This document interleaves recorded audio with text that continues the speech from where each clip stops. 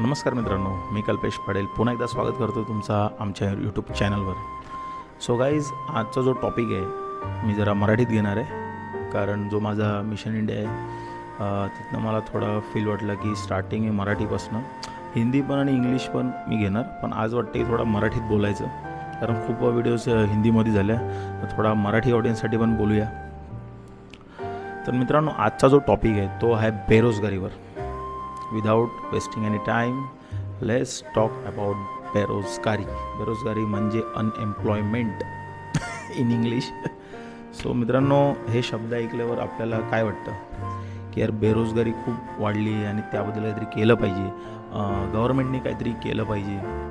पण नक्कीच हे दोष आपण यांना त्यांना देण्यापेक्षा आपण विचारलं नाही पाहिजे का की बेरोजगारी नक्की आहे कुठे. तर ती बेरोजगारी आपल्या मुलांमध्ये मित्रांनो, आहे की नाही. आपण आपल्या पोरांना हवं ते गोष्टी पुरवतो, नको त्या गोष्टी देतो. सोन्याच्या चैन्या म्हणा, नको त्या आयफोन म्हणा, पाहिजे तेवढे पैसे, आहे की नाही. याचा परिणाम काय होतो की ते पोरं काय करणार नाही, आहे की नाही. त्याबद्दलच मी खूप एक यादी बनवले, तर ते मी एक एक पॉईंट कवर करत जाईन, कारण काय विसरायला नको. सॉरी कोणाला काय वाईट वाटत असेल तर, पण जे खरं आहे ते खरं आहे. तर जसं मित्रांनो, एक रिक्षावाला महाराष्ट्राचा मुख्यमंत्री बनू शकतो, एक चायवाला प्रधानमंत्री बनू शकतो, तर काय आपली पोरं काही करू नाही शकत का. दुसऱ्यांना धडा शिकवण्याच्या आधी आपण स्वतः एक धडा शिकला पाहिजे मित्रांनो. सोन्याच्या चैन्या मिरवण्याच्या पेक्षा, आहे की नाही, लोक काय तुम्हाला काय अंबानी समजणार आहेत का. खरं तर अंबानी पण एवढा मिरवत नाही मित्रांनो. का पाहिजे मिरवा मिरवी, काय भेटणार आहे याच्यातनं, आहे की नाही. हे सगळं आपण का करतो. 1 रुपयाचा तरी फायदा आहे का या गोष्टीचा.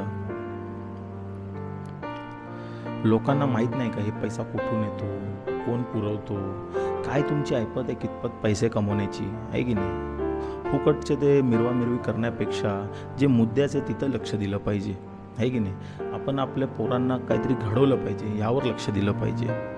हे सगळं गोष्टी पुरवण्यामध्ये तो मुलगा काय करणार नाही मित्रांनो. एक लक्षात घ्या, तुम्ही आपल्या पोरांना सोन्याच्या चैन या वयापासूनच देणार. पप्पा मला 1 लाख, पप्पा मला 2 लाख, पप्पा मला BMW पाहिजे, पप्पा मला मर्सिडीज पाहिजे. अरे त्या मर्सिडीज आणि पेट्रोल टाकण्याची तरी लायकी आहे का त्या पोऱ्याची, नाही ना. मग कुठल्या हक्काने वडिलांकडनं मागते आणि कुठल्या हक्काने आई वडील पण पुरवतात या गोष्टी मुलांना, आहे की नाही. याचा विचार केला पाहिजे. काही चुकीचं नाही मित्रांनो याच्यात, तुम्ही द्या, पण एवढं पण लक्षात घ्या की तो मुलगा स्वतः काय करणार नाही, आहे की नाही. जर त्याला आयतं सर्व गोष्टी भेटत जाणार, आहे की नाही, मग तो कशाला हातपाय हलवेल, आहे की नाही. एक प्रकारे तुम्ही त्याला अपंगच करताय हातपाय असून. तुम्हीच विचार करा की नक्की बेरोजगार कोण आहे. तो उन्हात काम करणारा मुलगा जो बाहेरनं आलेला आहे, की आपले मुलं जी AC मध्ये बसून मस्त आयफोनमध्ये PUBG खेळत आहेत, गेम खेळत आहेत, नुसतं लोळत आहेत. हां, नक्की कोण बेरोजगार आहे तुम्हाला स्पष्ट दिसेल.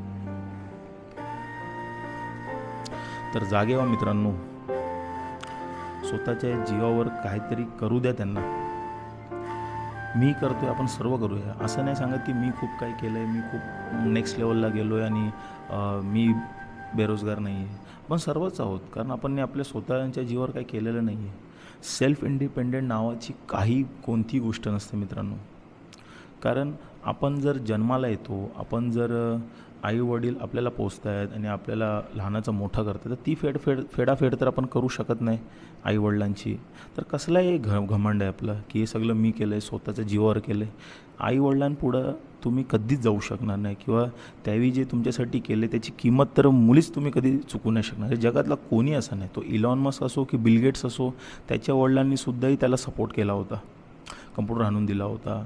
सचिन तेंडुलकर म्हणा, मोठमोठे उद्योगपती म्हणा, मंत्री म्हणा, त्यांच्या आईवडिलांचा कुठं ना कुठं त्यांना सपोर्ट असतो आणि तेव्हाच ते पोरं घडतात, आहे की नाही.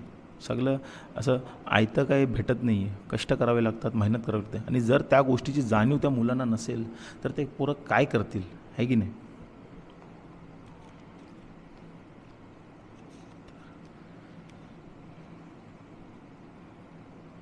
आणि माझं म्हणायचं गेलं तर मी तुमच्यामधलाच आहे.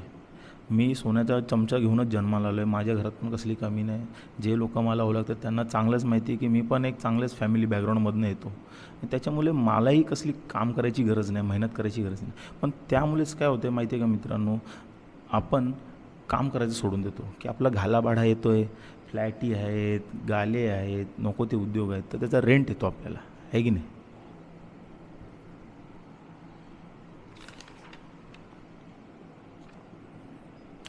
आणि बघा मित्रांनो, काही जबरदस्ती नाही. कोणाला हा व्हिडिओ आवडेल, कोणाला हे व्हिडिओ नाहीसुद्धा आवडेल, पण हा व्हिडिओ मी त्या लोकांसाठी बनवतो, त्या मुलांसाठी, त्या आईवडिलांसाठी बनवतो आहे ज्यांना खरंच आपल्या मुलांची काळजी आहे, त्यांना खरंच बघायचं आहे की आपल्या मुलाला आपण काहीतरी घडवूया, आहे की नाही. त्यांना त्यांच्या स्वतःच्या जीवावर जगू द्या, त्यांना त्यांच्या स्वतःच्या पायावर उभं राहू द्या. आणि काय झालं तर आपण आहोतच ना मदत करायला. तर स्वतः काहीतरी एस्टॅब्लिशमेंट करू द्या ना. आणि बाकीची लोकं जर खुश आहेत, जसं आयुष्य चाललं आहे चालू द्या, बघू द्या मस्तपैकी. वाह, काय वडिलांपुढे हात पसरवते, वाह क्या बात आहे. अरे तो बापसुद्धा म्हणणार, अरे काय मुलगा जन्माला घातला आहे मी, आला हा भिकारी भीक मागायला, आहे की नाही. पप्पा 1,00,000, पप्पा 2,00,000, पप्पा गाडी, पप्पा आयफोन, आहे की नाही. कितपत भिका मागणार, आहे की नाही. मी तर बघतोय आता लग्न होऊन पण लोक वडिलांपुढे हात पसरत नाही. किती लाज वाटते. ती बायको पण विचार करत असेल की कुठल्या अशा नालायकासोबत लग्न केलं आहे मी, आहे की नाही. तर निदान तेवढी तरी इज्जत कमवण्यासाठी काम करा, आहे की नाही. अशा निठल्ल्या बसून तरी नका करू. आणि जे लोक ओळखतात त्यांना माहिती आहे की की मी जिममध्ये काम करतो. काही लोकांना वाटतं की मी जिम ओनर आहे, की माझी स्वतःची जिम आहे, कारण तेवढी केपेबिलिटी आहे माझ्या वडिलांची. मे बी त्यांना वाटत असेल की वडिलांनी त्याला जिम टाकून दिलं आहे, एवढे सगळे व्हिडिओज बघतात माझे. तर असं काही नाही, मी ॲज अ एम्प्लॉय म्हणूनच काम करतो, ॲज अ ट्रेनर म्हणूनच तिकडं काम करतो. जेव्हा की मी ट्रेनरसाठी जेव्हा जॉबला, तेव्हा पण जॉब भेटला नव्हता मला पूर्ण शिक्षण करावं लागलं त्यासाठी, आहे की नाही.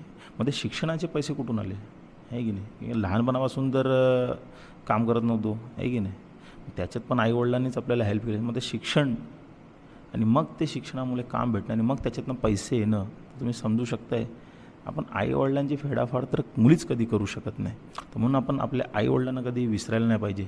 आपण जे काही घेतो, जे काही कमाई करतो, त्याच्यातनं आपण सगळं श्रेय त्यांनाच दिलं पाहिजे की बाबा ही जी गाडी मी कमवली, ही माझ्या पैशाने जे काय हातभार लावला असेल, हे माझ्या वडिलांचीच आहे, हे माझी आईचीच आहे.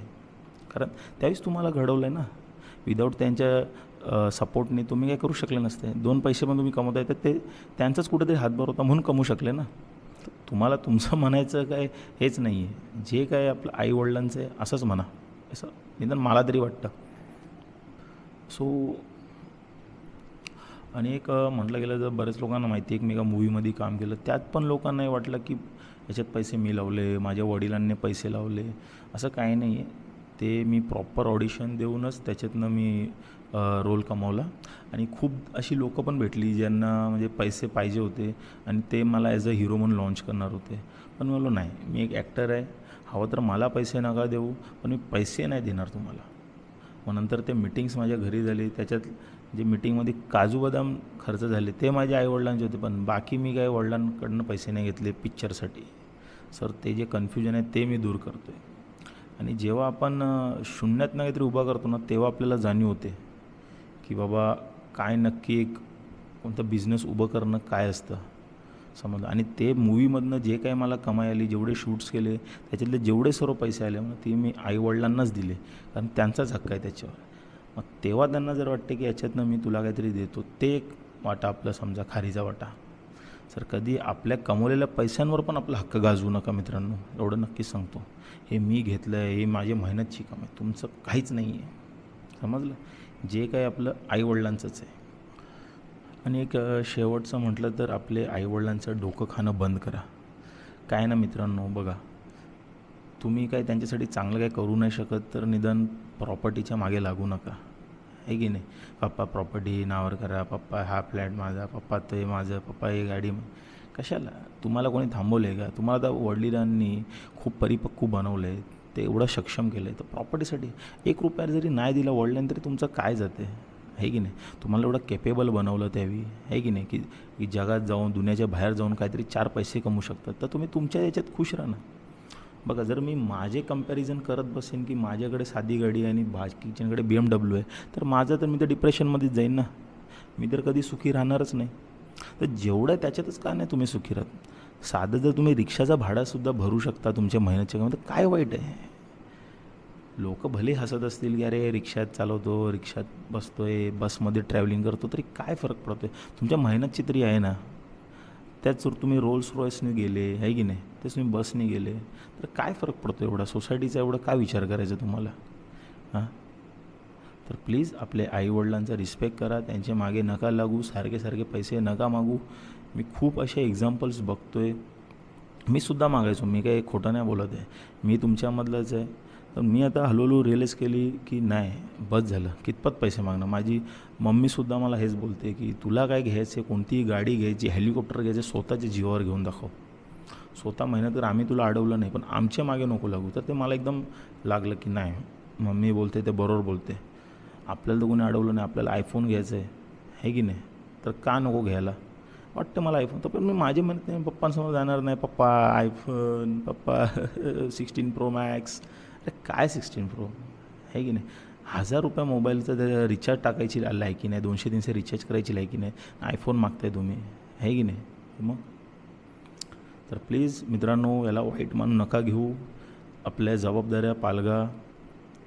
ज्यांचं लग्न झालं आहे त्यांनी लवकरच पालगा, कारण पुढं मग तुमचे मुलबाळ होणार आणि मग तुम्हाला आत्तापासूनच केपेबिलिटी किंवा रिस्पॉन्सिबिलिटीची जाणीव झाली पाहिजे. नंतर खूप लेट होईल, खूप त्रास होईल आणि खूप लाज वाटेल. बघा, एक विचार करा, जी बायको आली ती पण काही अनाडी नाही, तिचं बरोबर लक्ष असतं माझा नवरा किती कमवतो, किती त्याच्यात ऐपत आहे कमवायची. ती सांगत नाही, ती बोलत नाही, कारण तिला माहिती आहे पुरुषांमध्ये एक मेल इगो असतो, तर त्याला ओळखते.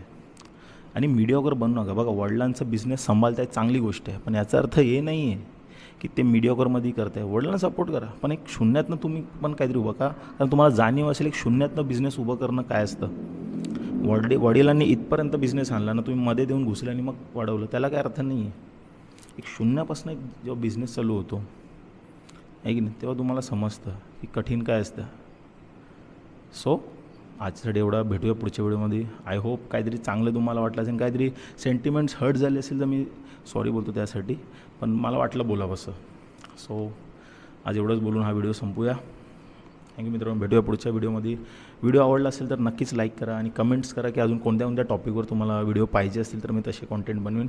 आणि चॅनलवर तुम्ही कोणी नवीन असाल तर प्लीज सबस्क्राईब करा आमचं चॅनल. भेटूया पुढच्या व्हिडिओ. एवढंच बोलून माझे 2 शब्द संपूर्ण करतो आणि जय हिंद, जय महाराष्ट्र. धन्यवाद.